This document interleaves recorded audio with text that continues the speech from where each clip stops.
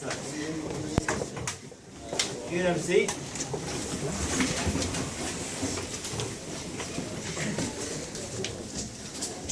Well, welcome to round 4. This is almost the last one. We'll do, you probably already know the routine, but we'll give a little introduction of ourselves. Then you'll give a little introduction of yourselves. Then you have your, I'll read the question, you get your opening statements. Then we'll have a little chat about, nice fun little chat about parties and, politics, parties and other parties. And then at the end we'll shake your hand, we'll give you some feedback, shake your hand, and be on our way. Once you're done with your opening, if you'll just turn it over, that would make sense.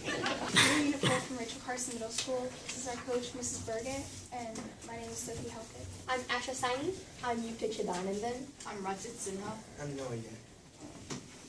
All right, political parties are an important part of our political system today, yet they are not mentioned in the Constitution. Why did the framers fear political parties? Why and how did political parties develop? And do political parties play a useful role today? Why or why not? Nowadays, mundane things like watching the news or even checking your email bring you in contact with our two major political parties, the Republicans and the Democrats. While they are an essential part of our government today, our founding fathers, or the framers, were deeply opposed to political parties. In his farewell address, George Washington talked about the dangers of political parties and how they would lead to, quote, the alternate domination of one faction over another, sharpened by the spirit of revenge natural to party dissension. Jealousies and false alarms would kindle the animosity of one party against another and open the door to foreign influence and corruption, end quote. In other words, parties would try to one-up each other and would wind up causing the very problems the framers tried so hard to avoid, corruption. While he did not like the idea of political parties, James Madison believed that they were inevitable. To illustrate, in 1787, Alexander Hamilton and other leaders grouped together and dubbed themselves the Federalists. They wanted central government power rather than states in power. In 1796, the Anti-Federalists rallied around Thomas Jefferson, later calling themselves the Democrat Republicans. They believed that federal government should be limited and that state government should retain more power. Just by having opposing views, these influential figures inadvertently founded political parties.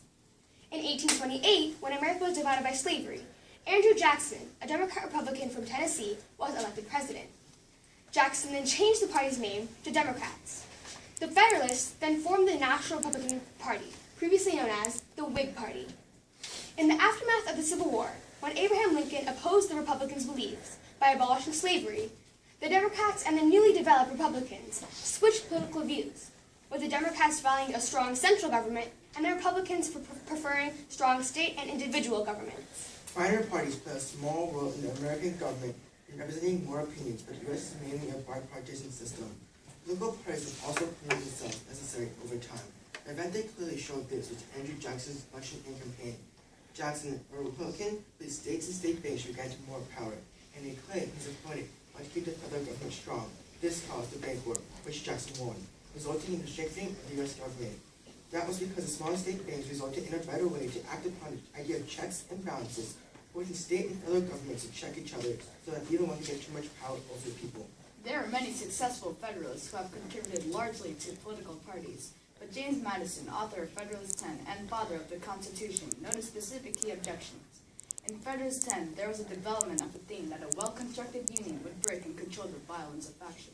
Had James Madison been writing his Federalist 10 today, the first example he would cite in opposition of political parties would be the government shutdown, which stemmed from disagreement between our two major parties on the 2014 fiscal budget, leading to another issue that the framers feared, indecision causing stagnation.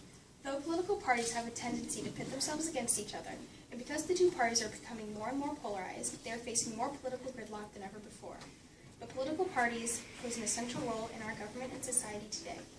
Political parties encourage voter participation by convincing people to vote for their candidate by relating to common ideas and opinions. Political parties also keep the public informed on political issues. And while the United States is mainly a bipartisan system, there is still room for third parties.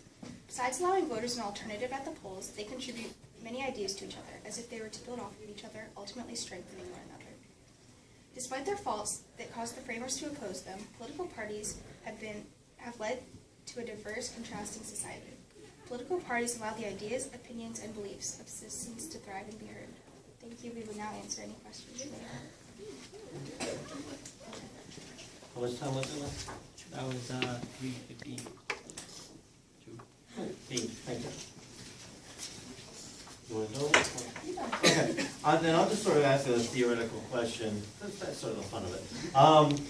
So, because you cite the example of the government shutdown as being how parties are bad, but then just recently Congress passed, or is in the midst of trying to pass a bill on a budget that has loads of stuff in it that they can get along together to make something. So, in the shutdown, people stood by what they believe in and steadfastly believe their party. That was bad, but then you give up what you believe in is good. So which do you really think is the best way to sort of view the country, I guess? Compromise or what you believe in? So exactly, that's what I think the best way to run the country would be a series of compromises. And while this may lead to not everybody getting exactly what they want, this is the only way to promote the general welfare of our entire union, and not just the few that chose to stand by their beliefs. And political parties are embodiments of people's opinions, whether it's minority or majority. And everyone's opinions won't always match or coincide perfectly. So there obviously will be some dispute. But by compromising, we can settle this so that each party or embodiment of an opinion gets their way in some aspect, but also can give up something for someone else. So we have a lot of third parties have become more and more popular recently, like the Tea Party or Libertarian Party, Green Party. Do you think the growth of those parties says something about how people feel about our two-party system, whether that means that they're dissatisfied with it in some way? The third parties, they help the society with several views, and such as the Green Party, they focus on environmental issues, and but they're only focusing on one view to help improve the society. So and that is the way to help the nation. I think that this means that indecision is growing because political parties are groups of people who have similar ideas on how the government should be run. So third parties forming means that new groups of people are getting together to gather their ideas on how the government should be run because they don't agree with the political parties that are already in place.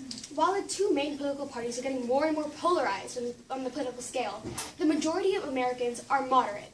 So their views are slightly represented by the two main parties, but they can, that's why the formation of new factions or third parties are forming, because they focus on individual problems that people may have a more opinion about, rather than vote for the general opinions. Something else that this could symbolize is a growing diversity in our country, because new ideas are being introduced and more opinions are being supported by political parties.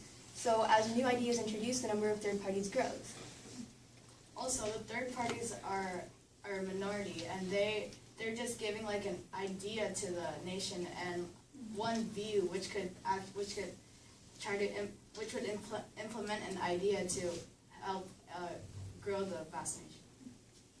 Should we strive towards a multi-party system, or should we keep the two-party system? Well, currently we don't have a strictly bipartisan system. There's still some third parties or some other factions that can be represented in the government. But for example, India has a coalition government, which supports many different political parties. But the good part about this is that many different opinions are represented. But the bad thing is that the bad aspect of it is that there's a lot of stagnation in the Indian government, because no two party or all the parties cannot agree on one common goal or issue. On the other hand, if we had a one-party government like China stated, it wouldn't work either. But as of right now, in my opinion, it's a perfect system. It's pretty good. Allowing one party to join if they need to. As one of my colleagues have stated in their speech, in the one-party system, there would be a corruption, and in two parties, the parties are polarizing their views, and they're giving out the views to the people so that they can agree on it and have them be like So, No, ladies first. so coming back to our two-party system, what we have right now is two main political parties, but smaller political parties that work towards lifting main views. So we believe that this would be the best system for our government today. And you mentioned the Federalist 10 and the whole faction thing. So is it safe to say, or would you say, that while two parties is bad, fracturing into many factions would be worse, or would ultimately that be better? I think that, are you referring to like, there are many parties like? Right, I mean, if Madison was saying factions are bad, well then if we fracture into more than two, is that going to be helpful or bad? I believe that would be bad because as it is, the two parties already argue over many topics, and thought of having many more factions or parties trying to compromise, that would be a much greater struggle. If you want more opinions related to government to the people, more opinions given to people, long parties would be good, but if you just want efficient government, smaller parties, smaller and government parties would be good. Excellent, thank you.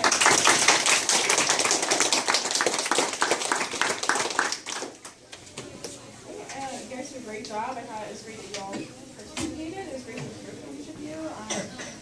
The fact that you could disagree with each other and have very strong opinions on stuff, like, really showed that you had more in-depth knowledge of what you were talking about. It was great. I like that you guys kind of fought with each other. And it showed like logical reasoning, and I thought you guys did great. You had superb eye contact and poise, especially in the opening. I mean, if it wasn't totally memorized, it was really well made. It looked like it was memorized, so that was phenomenal. The piggybacking in the questions was excellent. Even if you disagree, you took on something that went a little bit, almost like my thoughts out of in that. The only thing in the opening, if you got more to today's part of the question, that would help. But I mean, the historical stuff was great, but I would sort of look at it and it says, how are they relevant today? I'd spend a little bit more time on today. And as I said to another group being from Massachusetts, I sort of like other founders other than Jefferson and Madison.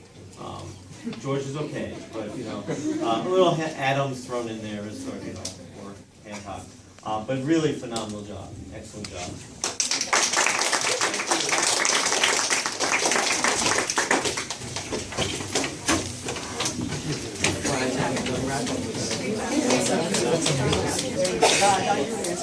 Are you late?